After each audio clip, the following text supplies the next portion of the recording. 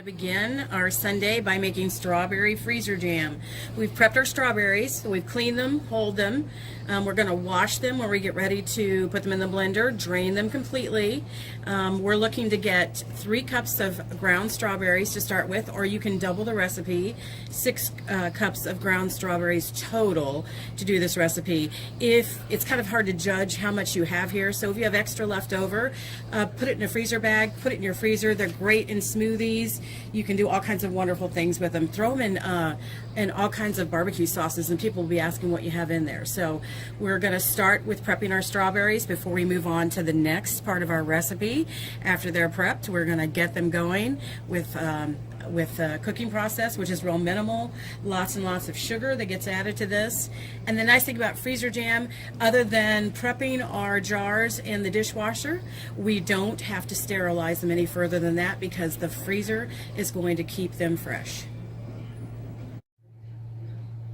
Okay, so we have blended our strawberries. This is the last 2 cups. That makes a total of 6 cups of blended strawberries going in our big pot here that already has our 12 cups of sugar.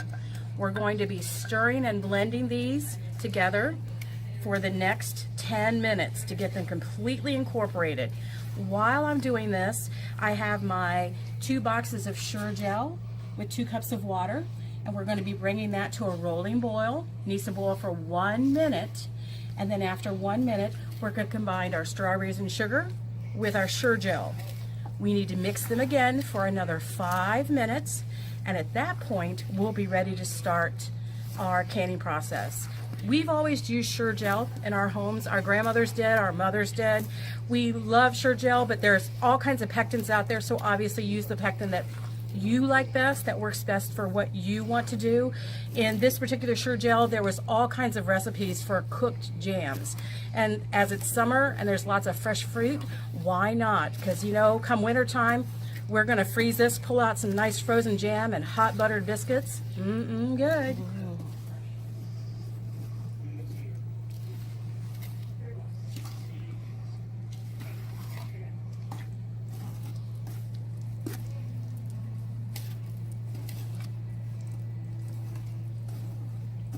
Okay, we've been boiling for 1 minute. It's time to turn this off.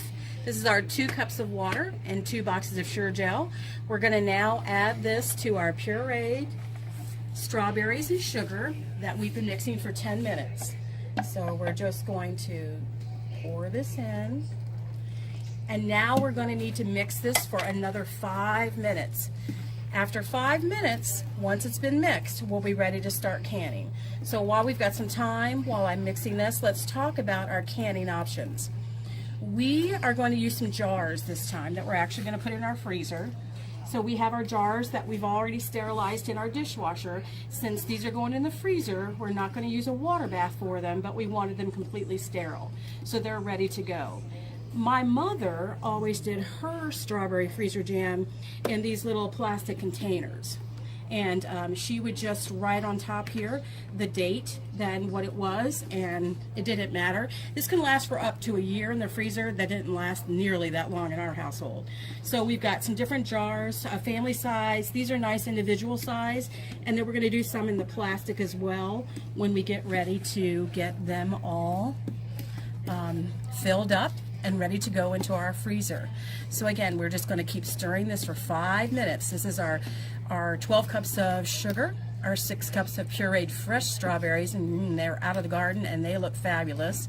And then our 2 boxes of Sure Gel with 2 cups of water for them to all come together. So we're going to continue doing this. We're going to take a commercial break, and when we come back, we're going to show you how to get these all ready for the freezer.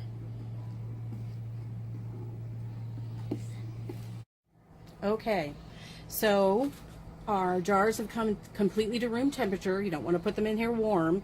That doesn't work in the freezer. So they come to room temperature. We've put our lids on. They're going into the freezer. I have them up here so that they can stay level and stable while we're trying to get them completely frozen through. And then we have kind of a plastic carton that'll go down in our freezer that we'll put these in so we can pull them all out at once.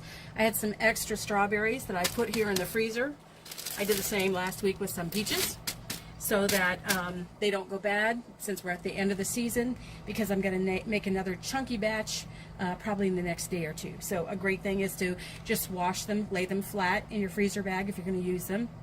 You can also put them on a sheet pan in your freezer, and then they can be frozen individually. They're good for smoothies, good for all kinds of things. And in the dead of winter, nothing like a fresh strawberry. That's what our plan is too. We're going to put up some more strawberries so that we can make more jam this winter. So hopefully you've learned a few things. It was very simple. It just took a couple of hours out of our afternoon, and our friends and family are going to really enjoy what we've done. So watch out for new videos from us on our YouTube channel. The next video we're looking at doing is probably some bread and butter refrigerator pickles, and then we're going to go outside and we're going to do some grilling. So stay tuned for more fun.